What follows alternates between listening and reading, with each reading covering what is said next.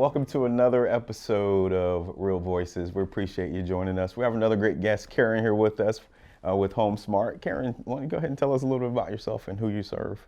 A little bit about me. All right. My name is Karen Chairez. I am a Home Smart agent. Who I serve, my husband is in law enforcement. So for me, when I get to serve anybody who's in public service or has a military background, that just gives me just great satisfaction. Awesome. Thanks. So you said your husband's in law enforcement. I met him one night just speaking with you two inside actually one of the branches. Tell me, what is it that got him into this as well, and you, or how does that work for you guys? Well, I was needing a little bit of help at the end of last year, and so he had thought about getting his license because we are actually going to be retiring in Colorado, and he definitely knew he wanted to have his license when we moved there. And I told him, well, why don't you just get a head start and get some experience, and you can help me when I need it. And he said, okay. And he took the classes, crushed it, and Okay. now he's helping me every now and then. So Awesome. So what about you? What got you into the industry? What's your story? So my why and why I got into the industry is at the age of 19, I owned my first home. With my sister, and there was just a lot I didn't know. And so we had that home for 3 years, got into a little financial distress and ended up losing that home. And so for me, whenever I can help, especially young couples, first-time buyers, go through the home purchasing process and being able to share my story and educate them, it really excites me. So I love going through that process with them. I appreciate you sharing that. A lot of people go through these things and then they figure they can never get back on track or they can never own a home again. What are some things that you teach your clients to get them feeling that way or get them to that point? No, absolutely. So we talk about like if they ever come to a point where they have to sell, what that looks like as far as tax implications, or if they find themselves in some sort of a hardship, what options they have. So in my situation, I didn't know that I had options. I figured the bank was just kind of going to do its thing, and I didn't reach out for any help. And so I let them know that there's options out there. So reaching out for help is probably the most important one, right? Reach out for some help. Talk to someone. The bank is absolutely there to help you, but you can talk to other folks. There's sometimes, wholesalers are really huge right now and investors, so you may have that option. Folks have a ton of equity in their homes, so don't let that home go to foreclosure once you get that trustee notice. Reach out, talk to an agent. They can help guide you. Cool. Now, before your time in the industry, you worked at Amazon. If I remember correctly, you were at Amazon. I did. I worked for Amazon. So this is my first year full time. I've been practicing part time, and I just really love what I've been doing, and it's been exciting. And when I realized I was enjoying it more, I figured it was time to change, and I did that at the beginning of this year, and it's been great. Understood. How long were you with Amazon, and what did you do over there? I mean, I'm pretty fascinated by the company. It's an amazing story, So what work did you do there? No, absolutely. Amazon is a great company. I was in human resources. So I was in human resources management for 9 years with them. So a little bit of recruiting, employee relations, staffing, all that kind of stuff. So I love. I wish I would have gone into that type of just human relations and things like that. Any interesting stories of that you might be able to share that wouldn't get you in trouble? Let's see. When it comes to employee relations, there's always a ton of stories. I don't know if this one would get me in trouble or not, but I think the one story that I just never forget, that I knew I was dealing with somebody completely different was. I was sitting, asking questions during an investigation to one of the employees. And have you heard of the saying, snitches get stitches? Yes. Okay. So snitches get stitches I was familiar with that term. But during the process of asking questions, this gentleman said, snitches get shanked. And that's when I was like, oh my goodness, I am in a room completely by myself with this individual and I need to find the next exit. So wow. Things turned out fine, but it was just at a whole nother level. And Something you don't expect at work, right? yeah, absolutely. Didn't expect that at work. Awesome. Yeah, I like what you said. They were just different. And, we have to learn how to deal with different people in our life. Yeah, absolutely. And there's a bunch of great people there as well. So, So, what made you get into serving who you serve right now? I know you spoke about, like, you had your issue, but what do you do day to day to really serve them? What does your day look like? my day, well, what I've learned going full time this year was that you need to have systems in place.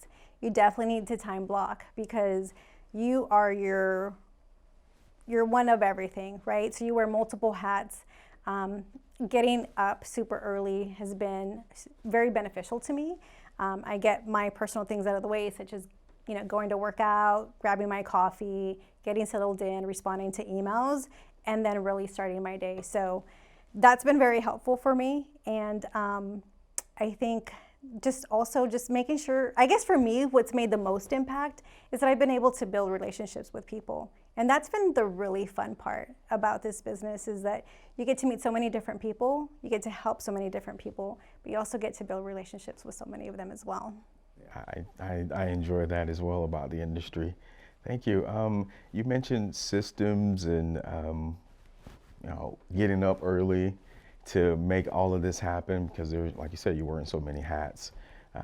So what do you think some of the misconceptions that people have about what you do? Like, what do your clients think about what you do compared to what you do?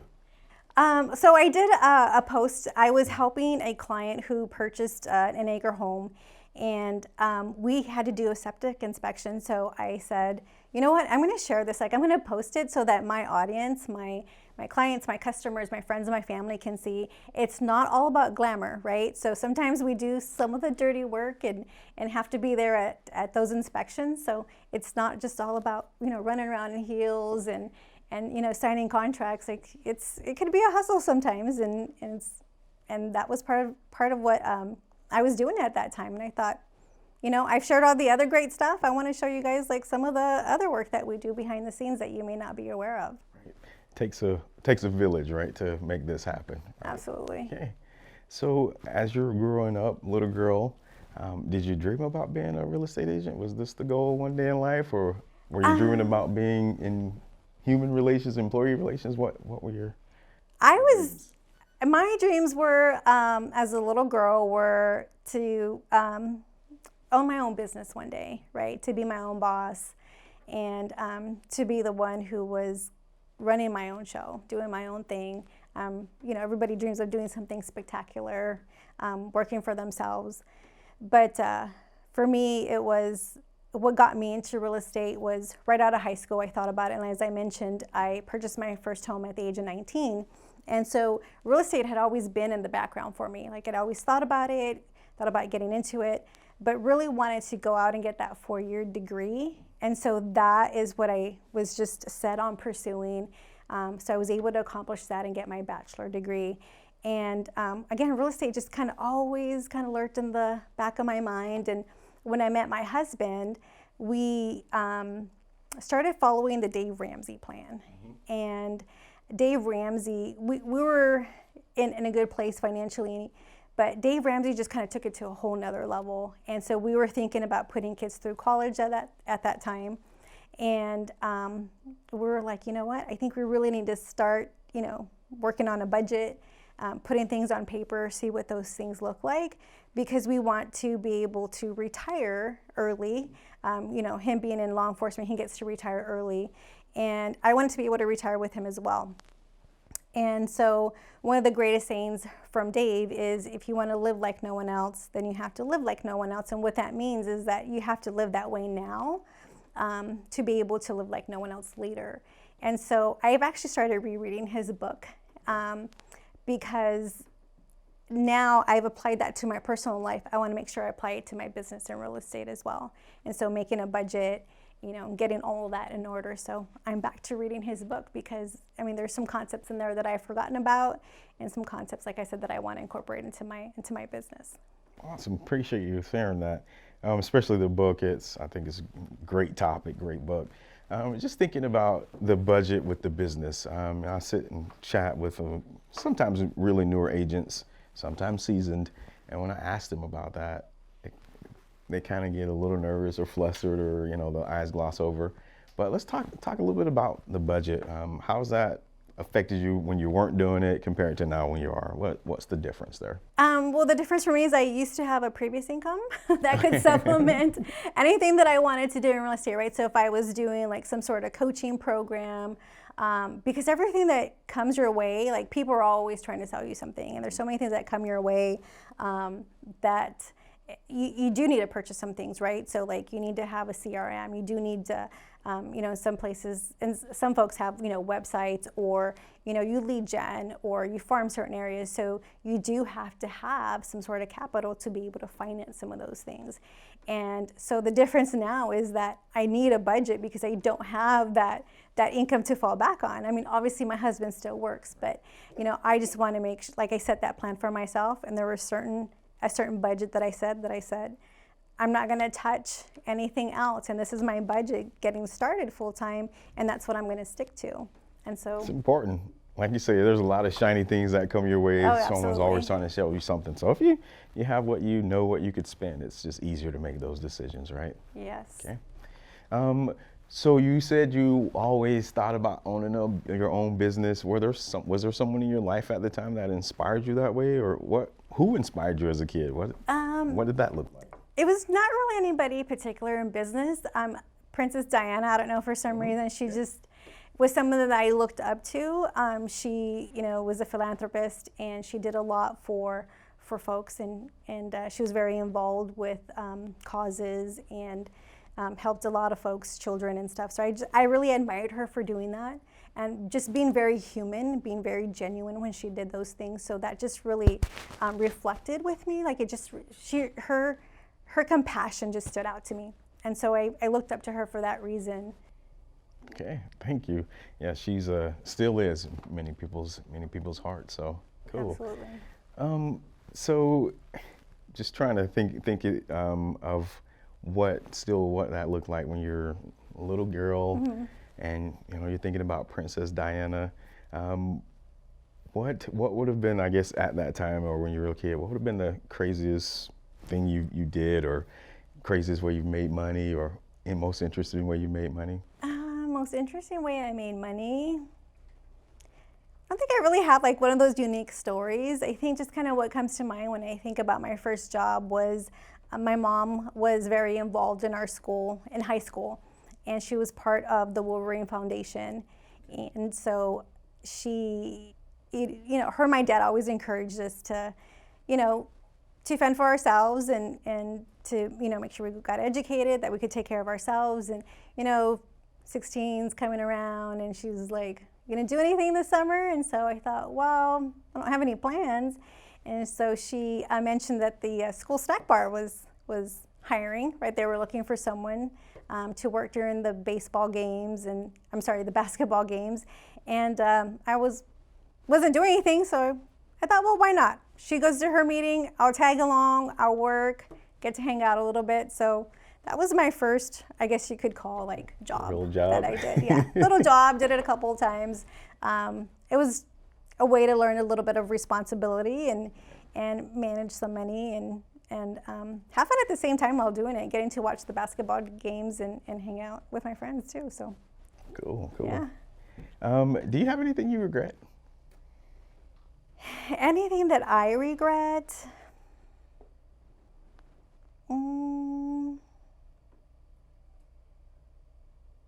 I don't know. That's a tough one. I think not anything that really comes top of mind. I ask that to pretty much everyone. Typically, it's like, no, because I wouldn't be who I am. Yeah. And some people are like, yeah, there's some things I do regret. I think we all kind of have things we would like to maybe redo, or say something differently, or treat someone differently, or something. So, but that's just, I guess that's just my thought, is there's always something that we feel like we can do different. You don't have those thoughts? You don't have any? I think if I would have just had, no regrets. I just wish I would have had some of the knowledge that I do now back then. to be able to, I don't know, maybe start retirement a lot earlier than what I did. You know, going back to Dave's book, like he shows you the scenario of two individuals, like someone who started investing really early and then stops, and how much money they have compared to someone who started really late. And I felt that I started my retirement a little bit later. So maybe that's one of my regrets. But getting back into real estate, I was able to, this is kind of like where my husband and I kind of really joined minds was, you know, reading the Dave Ramsey book and then deciding, okay, how are we going to accelerate, or as Dave calls it, gazelle intensity, accelerate, right, that process for ourselves. And so we always knew we were like into real estate and wanted not only to do it to help people, but to also help ourselves. And so we set a goal again with a budget and wanted to finance purchasing a wholesale property and possibly flipping that. And so we did. We started connecting with some, you know, local investors, networking with people who work at the auctions, got informed. I felt like we were like on YouTube all the time, you know, doing homework and talking through like what does that look like for us financially, and you know, how scary it is also. And so it's so funny because our very first deal, it's funny because we were not together. So we had subscribed to all of these emails, and I'm following people on Twitter, right, who wholesale properties, and, you know, constantly looking up the auction lists and doing research online, and even driving by homes. And I'm sitting at the doctor's office getting ready to go into my appointment, and I'm kind of just flipping through my phone, and this email comes across, and I click on the links, right, and I'm looking through, and I'm like, wow, that's a really decent looking property. And lo and behold, I get a text message from my husband, and he's like, hey, did you just see that house? And I'm like, which one? And so then I'm like doing screenshots, and he's like, yes. And I'm like, oh my gosh, like we really need to jump on this deal. And I'm like, reach out, right? So reach out to the wholesaler, and he did. And he's like, no one's asked about it, like it's still available. I'm like, let's do it. And so we did, and I felt like it was just that magical moment for us because he was somewhere completely across town, and then I was just sitting there flipping through my phone. So we were doing the exact same thing at the same time. And when people say like that magic moment just happens, that was like a magic moment for us. And so I knew, I was like, oh my goodness, like this is our first deal. We were able to finance it completely on our own. And fortunately that one was like a lipstick flip. It was a little bit on the outskirts of town, but it really did well for us. So. Awesome. I love that magic, right? When it's meant to be, it's meant to be. Yeah, cool. That was a meant to be story for us. Absolutely. Cool. Would you consider yourself adventurous? Adventurous? Yes. I would say more so now than before. Before I would have to schedule a vacation. Now, if my husband's like, let's go, I'm like, all right, I'll pack a bag. Give me 15 minutes and we're off to do something. So I've become more adventurous as I've gotten older, I feel. So yeah, absolutely. So I guess when you're looking back, what would be the most adventurous thing you felt you've done? Most adventurous thing I felt I've done, let's see, like just on a whim, I would say we were actually at an event, and it was a wedding of a family member, and my husband said, well, why don't we just go up north, right? No bag, no toothbrush, nothing. And here we go, 2 o'clock in the morning, we just drive up north, find a hotel, go to the casino. So for me, it wasn't like it was super adventurous. Mm-hmm. I mean, but it was just on the whim. And I was like, yeah, why not? Let's do it. And so we'll figure out how to get toothbrushes later. Yeah. So he's breaking you down a little bit at a time, right? A little bit at a time, cool. Yeah. Well, I appreciate you being here with us. It was fun chatting with you. Do you have any last words, words of wisdom, anything you'd like to say to the audience? Words of wisdom? If you're holding out selling your house, it's a seller's market. It is. So. Well, how can we reach you? You can reach me at chairezhomes.com. That's my website. So my last name is Chairez, homes.com. I'm also a HomeSmart agent, so 602-770-7445 is my phone number. Be happy to help. Thank you for coming on. I appreciate it. It's been fun. Absolutely. It's great.